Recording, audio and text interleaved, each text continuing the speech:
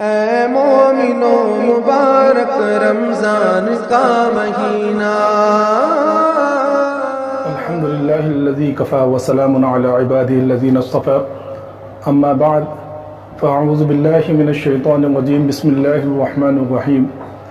یا ایہا الذین آمنوا کتب علیکم الصیام کما کتب علی الذین من قبلکم لعلکم تتقون صدق اللہ العظیم۔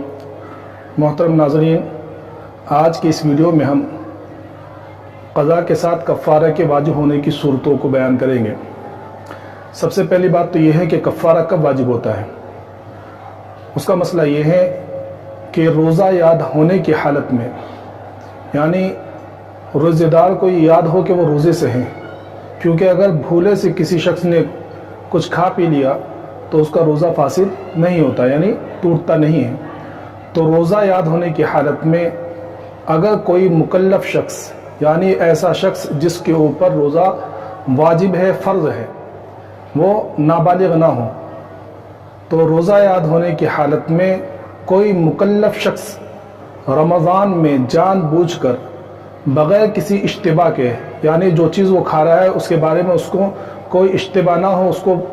یاد ہو، اس کو معلوم ہے کہ وہ کیا چیز کھا رہا ہے، کوئی دل پسند چیز یا کوئی فائدہ پہنچانے والی دوا، نفع بخش دوا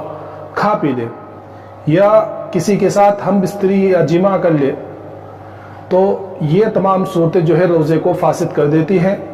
اور اس حالت میں قضاء اور کفارہ دونوں لازم ہوتے ہیں۔ دوسرا مسئلہ یہ ہے کہ کفارہ کہتے کس کو ہے، کفارہ کیا ہے۔ رمضان کے روزے توڑنے کا کفارہ یہ ہے کہ یا تو ایک غلام یا باندی آزاد کرے، اور اگر یہ ممکن نہ ہو، جیسا کہ آج کل کی صورتیں ہیں، تو وہ لگاتار مسلسل 2 مہینے کے روزے رکھے، یعنی 60 روزے رکھے، اور درمیان میں ایک بھی ناغہ نہ ہو، اور اگر ایک بھی ناغہ ہو گیا تو پھر اس کو السرینو، یعنی دوبارہ روزے رکھنے پڑیں گے۔ مثلاً کسی شخص نے 45 روزے رکھ لیے یا 40 روزے رکھ لیے، اور 41ویں دن وہ بھول گیا، وہ روزہ اس نے نہیں رکھا 41ویں دن، تو اب وہ اس کے بعد 42واں روزہ کو مکمل نہیں کرے گا، بلکہ وہ السرینو، یعنی 1 سے پھر گنتی شروع کرے گا۔ اور اگر اس کی بھی طاقت نہیں ہے، یعنی 60 روزے رکھنے کی طاقت نہیں ہے، تو یہ صورت ہے کہ 60 مسکینوں کو دونوں وقت پیٹ بھر کر کھانا کھلائے۔ عورت کے لیے چونکہ 2 مہینے کے روزے رکھنے، 60 روزے رکھنے ہیں، اور ان 60 روزوں کے درمیان یعنی 2 مہینے آئیں گے، تو عورت کے جو ماہواری کے ایام ہیں، یعنی حیض کے ایام ہیں، یہ عورت کے لیے عذر مانے جائیں گے، اور اس میں وہ معذور سمجھی جائے گی، لیکن جیسے ہی وہ پاک ہوگی اس کو فوراً روزے رکھنے شروع کریں گے۔ درمیان میں جو اس سے دن چھٹے، جو روزے چھٹے ہیں، وہ اس کی وجہ سے اس کے تسلسل پر، یعنی لگاتار روزے رکھنے پر کوئی فرق نہیں پڑے گا۔ ایک مسئلہ یہ بھی ہے کہ اگر ہم بستری کرتے ہوئے، یعنی سیکس کرتے ہوئے، آدمی کے اگلا حصہ شرمگاہ میں چھپ گیا تو بھی روزہ ٹوٹ جائے گا، روزہ فاسد ہو جائے گا، قضاء اور کفارہ دونوں لازم ہوں گے، چاہے انزال ہو یا نہ ہو، یعنی پانی نکلا ہو یا نہ نکلا ہو۔ دوسرا مسئلہ یہ ہے کہ اگر کوئی شخص کسی دوسرے کا تھوک نکل جائے، کسی دوسرے کا تھوک نگل لے، تو اس کے اوپر روزہ تب بھی ٹوٹ جائے گا، لیکن قضاء لازم ہوگی، کفارہ لازم نہیں ہوگا۔ اور اگر اپنا تھوک بھی نگل لے تو اس صورت میں بھی روزہ ٹوٹ جائے گا، لیکن وہ تھوک ہاتھ میں لے کر، اگر اپنا تھوک ہاتھ میں لے کر نگل جائے، اگر منہ میں ہی نگل لیا تو روزہ کچھ نہیں ہوگا، روزہ نہیں ٹوٹے گا، لیکن اگر اپنا تھوک ہاتھ میں لے کر اس نے دوبارہ نگل لیا تو بھی روزہ ٹوٹ جائے گا، لیکن کفارہ لازم نہیں ہوگا، صرف قضاء لازم ہوگی۔